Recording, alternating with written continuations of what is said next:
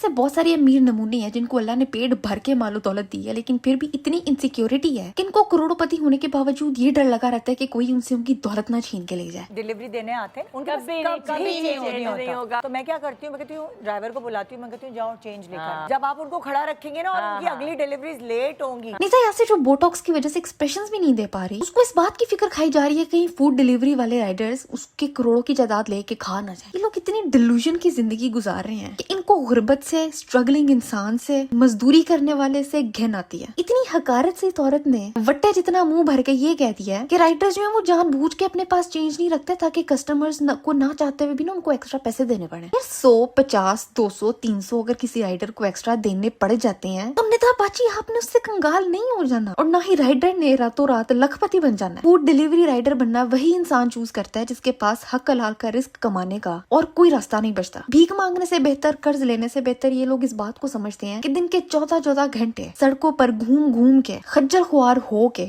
बारिश में, तूफान में, आंधी में, धूप में, गर्मी में, सर्दी में चंद रुपए कमाने के लिए राइडर्स बन जाएं। और ये वाले राइडर्स इंतहाई गरीब तबके से होते हैं और निदाबाजी के मुताबिक इन राइडर्स को जेब में हजारों रुपयों का चेंज रखे घूमना चाहिए। यार कोई अकल को हाथ मार बाजी, इतना छोटा दिल। मेरे तो पल्ले ये नहीं पड़ा कि जब अल्लाह अपने खजानों में से इन लोगों को बेतहाशा नवाजता है तो उनका हाथ मदद के लिए रुक क्यों जाता है। ऐसे तो बाजी चैरिटी वर्क दिखा दिखा के करेंगी, शोज में एनजीओ को बुलवाएंगी, मदद करने की तकरीरें भी करेंगी, लेकिन जहाँ किसी हार्ड वर्किंग राइडर को 100-50 एक्स्ट्रा देने पड़ जाए वहाँ पे इनकी जान हलक में फंस जाती है। और ऑडेसिटी देखो कि फख्र से बता रही हैं, लानत आपकी दौलत पर और डबल लानत आपकी बेशर्मी पर और उससे भी ज्यादा लानत आपके आए हुए गेस्ट्स पर। कभी खुद धूप, बारिश, तूफान में बाइक पर निकल के पूरा दिन ख्वार होना पड़े ना तो ये बकवास जारी ना उनके मुंह से। पर जिसने जिंदगी में एक दिन भी स्ट्रगल का ना देखा हो तो उसको तो ये दुनिया हलवाई लगेगी ना। खैर आई होप कि कोई भी राइडर निदा यासिर का आइंदा ऑर्डर एक्सेप्ट ना करे। बाजी खुद निकले और अपना खाना खुद लेके आए। जितनी लंबी इनकी जुबान है, मैं तो कहती हूँ जुबान से ही चल के खाना लेके आओ। हाय इस हफ्ते मेरा दिमाग वैसे ही बहुत घुमा हुआ था तो हर चीज से ही मुझे चढ़ रही थी, तो मैंने कहा मैं अपना खाली दिमाग क्यों खराब करूं, तुम लोगों को कभी होना चाहिए। ये दुनिया में चल क्या रहा है, मैं जिधर देखती हूँ मुझे लगता है लोग बावले हो रहे हैं। मुफ्ती कवि, जिसको मुफ्ती कहते हुए भी मेरा हासा निकल जाता है, ये कहते हैं कि मैंने करीना कपूर से 1982 में शादी की थी क्योंकि वो हिंदू है और इसके मुताबिक उनकी किताब इल्हामी किताब है तो एक मुसलमान हिंदू औरत से शादी कर सकता है। वो अलग बात है कि करीना कपूर 1982 में सिर्फ 2 साल की थी। एक वो टाइम था जब किसी का मुफ्ती होना इज्जत की बात होती थी और अब इस जैसे जोकरों ने मुफ्ती लफ्ज को तजलील बना दिया। इसको टेंशन देते ही क्यों है ये मीडिया वाले, मुझे ये समझ में नहीं आती। किसी नॉन मुस्लिम के हाथ इस कार्टून की क्लिप्स चले गए तो उसको तो यही लगेगा ना कि इस्लाम यही है। जैसे पहले कम इस दुनिया में इस्लामोफोबिया फैला हुआ है, कोई काम की बात इसके मुंह से कभी नहीं निकली। करीना कपूर आपकी बीवी रही है। हिंदुओं के पास जो किताब वीर है ये इल्हामी किताब है। 82 से लेके सन 2000 तक का जो ताल्लुक है, 82 में तो करीना बहुत छोटी नहीं थी,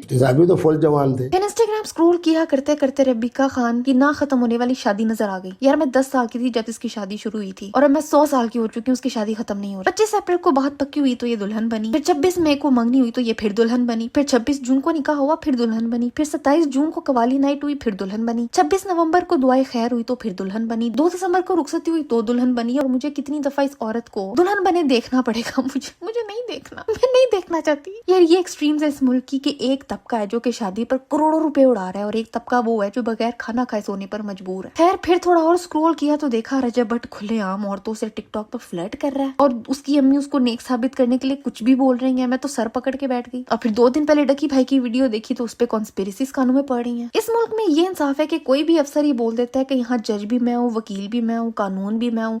शुक्र है ये नहीं बोल दिया कि खुदा भी मैं हूँ। सिस्टम इतना करप्ट हो चुका है कि ये लोग बोलते तो नहीं है पर मुझे लगता है खुद को खुदा ही समझते होंगे। आसानियां तो इस मुल्क में सिर्फ उसको मिल रही है जिसके पास खिलाने के लिए पैसा और देने के लिए रिश्वत है। कुछ दिन पहले इस्लामाबाद हाईकोर्ट के जज का 16 साल बेटा अबूजर आधी रात को ड्राइविंग करते हुए स्नैपचैट बना रहा था और उसी दौरान उसने अपनी एसयूवी जाके बाइक में घुसा दी जिस पर बैठी 2 औरतों का कत्ल हो गया और ये साहब उनको मार के भाग गए। पुलिस ने पकड़ा तो पता चला उसके पास तो लाइसेंस भी नहीं था। पुलिस ने रिमांड पर लिया तो गेस करो क्या हुआ, मकतूल के घर वालों ने कातिल को माफ कर दिया। ना सिर्फ माफ किया बल्कि खुद रिक्वेस्ट की कि आपने इसको रिहा कर दें। माँ सदके ये क्या माजरा है कि पाकिस्तान की जेलें भरी नहीं है कैदियों से, गरीब कैदी जिनसे कोई मिलने भी नहीं आता। यार उन लोगों को कोई माफ क्यों नहीं करता? जुर्म करने वाला आदमी अगर गरीब हो तो उसके खानदान तक को घसीटा जाता है। अमीर इन्फ्लुएंशियल आदमी की औलाद पर सबको प्यार क्यों आ जाता है, चाहे वो कातिल ही क्यों ना हो। एक जज के बेटे को तो ज्यादा सजा मिलनी चाहिए कि भाई तुम्हारा काम क्या है कि तुम बगैर लाइसेंस के ड्राइव कर रहे हो, स्नैपचैट बना रहे हो, और कत्ल करने के बाद जख्मियों को हॉस्पिटल लेके जाने की बजाय तुम भाग गए, क्योंकि शायद उसको पता था कि पापा अपने राजा बेटे को कुछ नहीं होने देंगे। और वही हुआ, राजा बेटा रिहा होके अपने घर के एसी वाले कमरे में नींदें पूरी कर रहा है। ये मुल्क कैसे चल रहा है मुझे नहीं पता, क्योंकि ना तो हमारी नीयत है इसको चलाने की और ना ही हमारे लीडर्स जो गया कि इसको चला सके।